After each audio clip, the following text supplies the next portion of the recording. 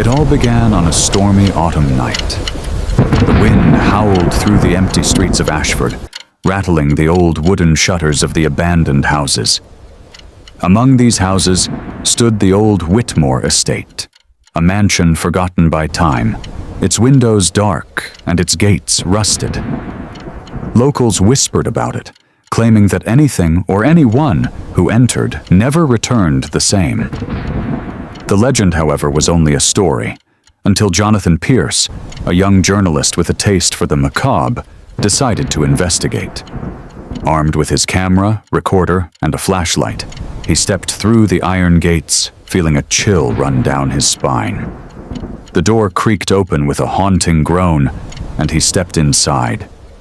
The foyer smelled of decay. Dust covered the grand staircase, and cobwebs hung like tattered curtains. Jonathan's flashlight flickered as he moved, illuminating portraits of stern-faced ancestors whose eyes seemed to follow him. Then he saw it. On a table in the center of the room stood a clock, unlike any he had ever seen. Its wood was dark and twisted, carved with symbols that seemed almost alive. Its face was cracked, yet the hands moved with perfect precision. Jonathan approached it cautiously. The closer he got, the heavier the air felt. There was a subtle ticking, but it wasn't synchronized with time. It felt wrong. The air around him grew colder, his breath visible in the dim light. Then he noticed the small inscription on the back. "Time will take all who dare to watch." He chuckled nervously. Creepy, but just a story, he thought. That night, he decided to film his investigation. The camera captured the shadows dancing across the walls as he spoke into the lens, describing the clock and the mansion's history. But when he reviewed the footage later, he noticed something chilling. In the reflection of the clock's glass, a pale face stared back at him, one he hadn't seen in the room. Ignoring it, he returned the next evening, determined to uncover the mansion's secrets. The moment he stepped inside, the clock began to chime. Midnight, although it was only 8 o'clock. Each chime echoed unnaturally, shaking the walls, vibrating through his very bones. Shadows twisted and writhed, forming figures that whispered incomprehensible words. Jonathan felt compelled to touch the clock. The moment his fingers grazed the wood, the mansion seemed to breathe around him. Doors slammed, windows shattered, and the whispers grew louder, almost intelligible. They said, "The time is yours now. The time is ours, forever." He tried to pull away, but the hands of the clock twisted unnaturally, pointing directly at him. The room spun violently, and suddenly he was no longer in the mansion, but standing in a void, a black nothingness, where the only thing visible was the cursed clock floating in midair. Its face turned toward him, and the hand spun faster and faster. Jonathan realized, with horror, that he could hear the passing of every second of his life. Each tick a reminder of every moment he had lived, and every moment he would never escape. A voice, hollow and echoing, whispered, "Every second taken, every soul claimed, the clock never stops." He screamed, but no sound came out. Panic consumed him as visions of those who had vanished before flashed before his eyes. A woman in a torn dress, a child clutching a broken toy, an old man staring with hollow eyes. They all reached for him, their hands stretching impossibly long, trying to pull him into the clock. Time twisted. Minutes felt like hours, hours like centuries. Jonathan's mind fractured as the cursed clock forced him to relive his worst memories, magnifying his fears and regrets.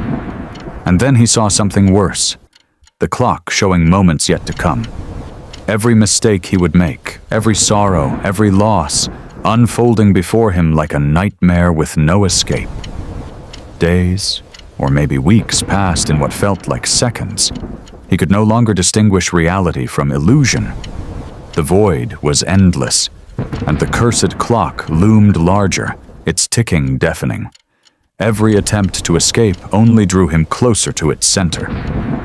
Then, unexpectedly, the clock stopped. Silence.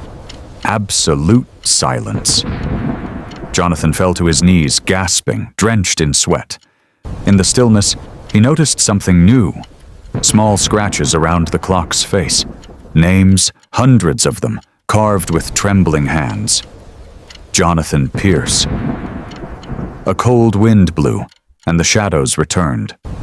The same pale faces from the void surrounded him, whispering, "Time belongs to us, and now so do you." The next morning, neighbors reported strange noises from the abandoned Whitmore estate. Investigators found the mansion empty, except for the cursed clock, now silent and still on the grand table. No sign of Jonathan Pierce. Only the faint sound of ticking, as if the clock were alive, waiting for its next victim.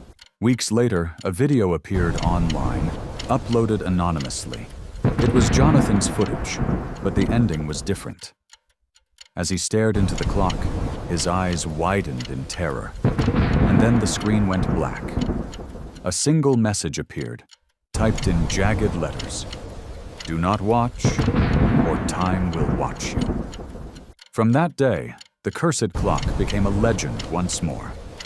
People claimed to see it in abandoned houses, antique shops, and even in their dreams. Those who stared too long reported hearing whispers, seeing shadows, and feeling moments of their lives slip away. The curse was unrelenting, patient, and ever hungry. Some say the clock moves on its own, traveling from place to place, waiting for a new observer, a new victim. Others swear they've glimpsed Jonathan's pale face trapped behind its glass, silently screaming, eternally counting the seconds that will never end. And the truth is simple. Time is not just measured by the passing of seconds, minutes, and hours. Some time is alive, and the cursed clock. It collects every heartbeat, every soul, every fleeting moment. So, if you ever see an old, twisted clock with hands that seem wrong, don't touch it.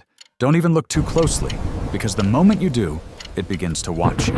Tick-tock, tick-tock. And once it starts, it never stops.